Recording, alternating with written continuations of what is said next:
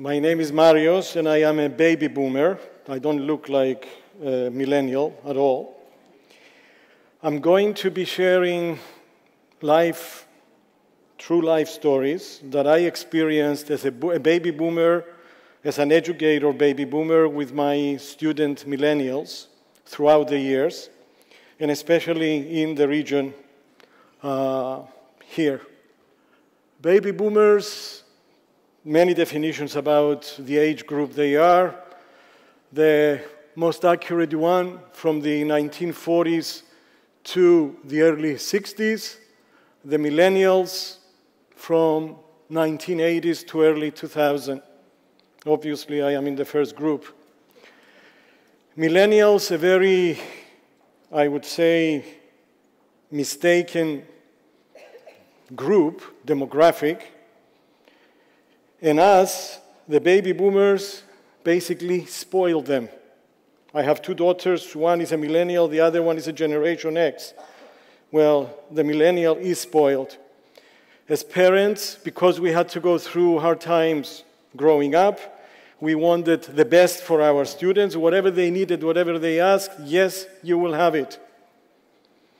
A statistic, which is kind of surprising, the millennials actually make 27% of the world population today.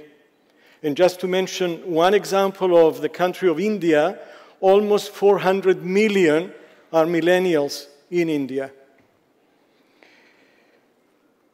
As I said, I'm going to be sharing some stories with you. Let me see by the show of hands how many of you are using this model today. Anybody? I'm not surprised. I used to use this. 5 years ago, one of my female students at Kada University came to me and she said, I cannot really accept the fact that my professor is using technology from the previous century, and she gave me this as a gift. And I said, this is very complicated. It has something that says duos up there. What is that? She said, well, you travel, you go to Cyprus, where I come from, you come to Qatar, so it's better to use 2 SIM cards instead of having just one and then exchanging it. I said, okay. I was using my beautiful Nokia before, and, all I wanted to do was to send messages, receive messages, talk, and that's it. Now, why are you complicating my life with these duos? Oh, but you are going to store a lot of information, and it's going to have Viber and WhatsApp. I said, what are these? I'll train you, don't worry. I had to go through a training session, which was not very pleasant. I was resisting change. She took me out of my comfort zone. She was a millennial, I was a baby boomer. Anyway, I still have it. I'm using it efficiently and effectively, I might say. And I learned from the millennial student. The second story, 12 years ago, was my first exposure to an Islamic country, teaching at a university in the Gulf. The class was strategic management, Monday, Wednesday. I knew a few things about Islam, that Muslims pray 5 times a day, etc., etc. So a student comes to me on Monday, and he said, Dr. Marios, I need to go and pray, and I'll be back in 10 minutes. I said, Mohammed, sure, please go. Mohammed went and came back on Wednesday. And I said, Mohammed, please tell me what happened. You told me 10 minutes. He said, listen, doctor, we are 36 students in the class, plus you 37. It took me 48 hours to pray for all of you, for all of us included. I said, okay, next time you go and pray, just pray for yourself, forget the rest. I really appreciated his approach, his sense of humor, and I told him so. I know he was joking. And if I took a different approach by being very, very strict, that, well, you will never be allowed to go and pray anymore, and if you say 10 minutes, it's going to be 10 minutes, forget it. I was going to lose him as a person and as a student. This is a statistic, and it's not mine, but it was a study that was conducted in 2016. The sample population close to 19,000, and it was really surveying people over the age of 16 in 23 countries around the world. Take a look at the statistics, take a look at the blue, the millennials, that 54% of the people surveyed said, well, they are tech savvy. Fair enough. If you take a look at the other characteristics, materialistic, selfish, lazy, arrogant, all of them negative. All of them. Take a look at the baby boomers. Oh, we are angels. Take a look. Respectful, work-centric, community-orientated, well-educated, and ethical. All of the above. These are some of the stereotypes that we are using about the about the millennials. Spoiled by parents, as I said earlier, and I experienced that. With a low self-esteem. Impatient. I had a student who graduated, and he came back and he said, Dr. Marios, I just wanted to come and talk to you about my job. I said, yes, Ahmed, please, tell me. Well, I didn't get any promotion yet. I said, how long have you been working? 10 months. Well, be patient. 10 months, do you know really enough about the organization? Does the organization really know about your competencies? Not yet. Just be patient. Sooner or later, it will come. But I want it to happen sooner. Well, you have to be patient. And they are addicted to technology. And one of the rules I have in class is, students, you enter the class, you are not going to use your mobile phones. Just silence them, put them away. And they don't like that at all. But when I ask them, now it's time to use technology to do some research, either mobile, access the internet and everything, you see a wide smile up to here. I said, haha, now we are talking. That's great. If we take advantage of their addiction, quote unquote, to technology, we can really perform miracles with the millennials. And I really, honestly have a true respect for them, because they are really part of our educational system. And yes, I am a baby boomer, a generation away, but do we really expect ourselves to go backwards as baby boomers, or go forward and follow the flow as far as technology is concerned? They are going to teach us if we want to get out of our comfort zone. And I did with the example of the mobile to some extent. Superficial friendships. I remember one of my advisors at the PhD level when I was studying in the United States, Hassan Ozbekan, he came into the classroom in a PhD seminar, and he asked all of us, how many friends do you have? Everybody was proud to say 10, 11, 12, 20. He said, wrong answer. You might have maybe 2, 3, including yourself.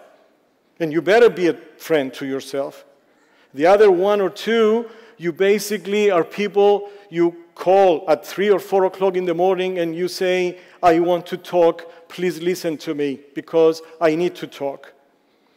What I have found out with my students, mostly they are really at the superficial level, not really in depth, that they are willing to listen to each other.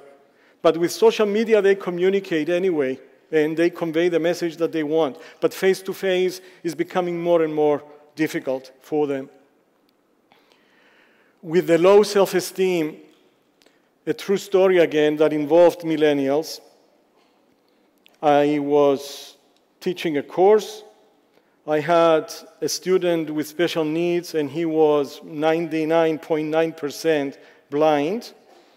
And I asked him, I said, Ali, I would like you to present together with your group members. And he said, Dr. Marios, I have been at Katsioloudes University for 4 years. I have never presented. I said, why not? You can talk. You have never missed a class. You are highly intelligent. And I really want you to present along with your team members. And I talked to the team members and I said, here is a challenge for you. Would you be willing to help Ali present? They could have said no. It's none of our business. We don't want to do it. Leave us alone. We want to get a good grade. Who cares? On the contrary, they motivated him. They helped him to present. Of course, he couldn't see the screen. But from the bullet points, when it was his turn to present, they were telling him, okay, this is the topic, and Ali was explaining it. This happened in one semester. The second semester, the same situation with Ali. He presented again with the help of more or less the same people in the group. This has a lot to do with taking one step further, which is, to me, is social responsibility, big time. And I will talk about it in a few minutes as well. Before I get into this, there was another story that one of the rules, again, that I have in class is after 15 minutes, I'm going to put a sign outside the door saying, please do not enter, class in session, thank you, Marios. Rule number 2, when you come to class, forget sunglasses. And number 3, forget your mobiles, silence them.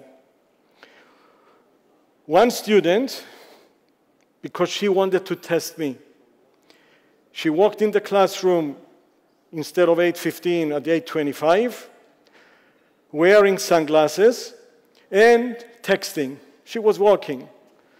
I said, Fatma, you have violated all 3 rules. Come on, doctor, it's the first time, please, it's not going to happen again. I said, do you know what a U-turn is? She said, yeah. Well, I said, make a U-turn, please, and leave. Are you serious? I said, I am. I am serious. So she did that.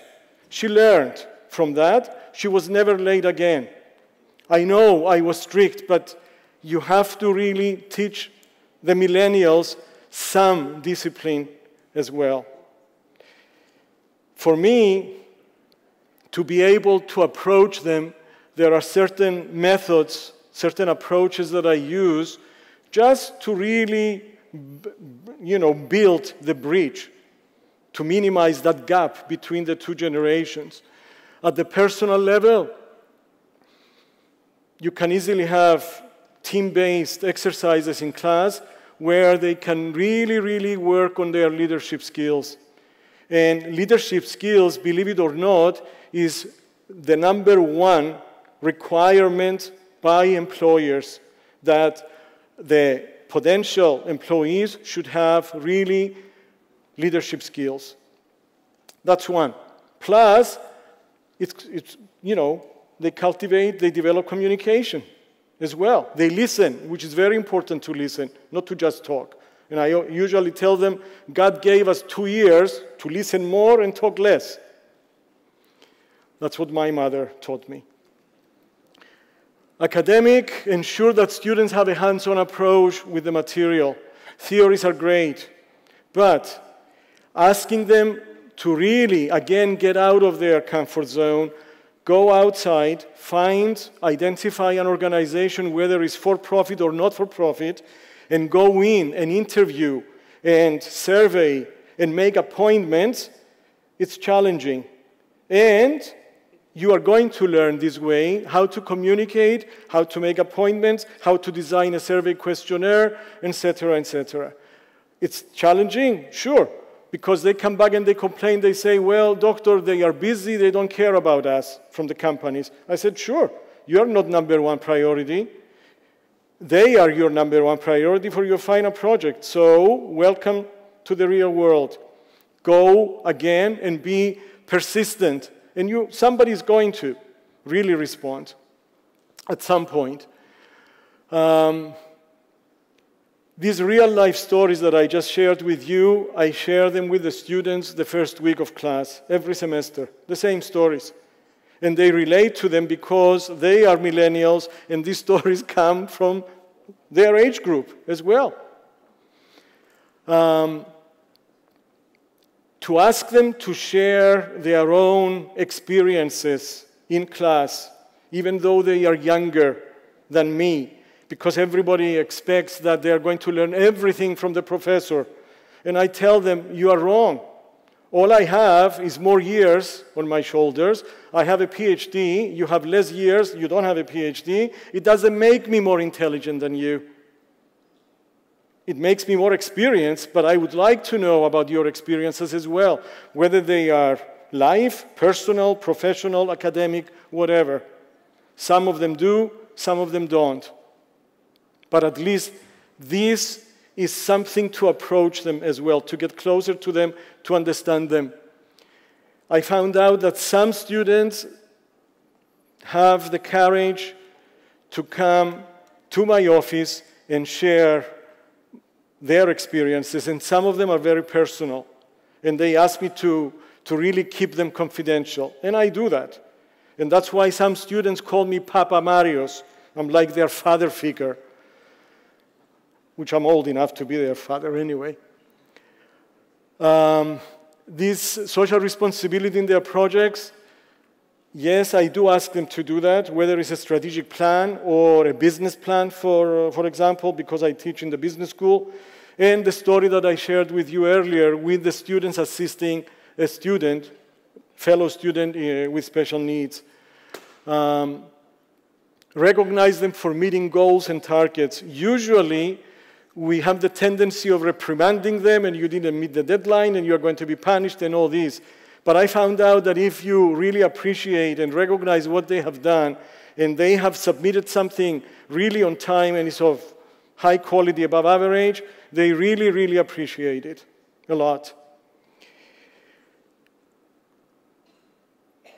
I strongly believe in the millennials, and they really, really make me feel much younger. I really mean that. And it's the passion that I have to be in the classroom, that if you take me out of the classroom, it's like taking a fish out of the water. I will die. And I strongly believe in them. They are the largest demographic, as I told you.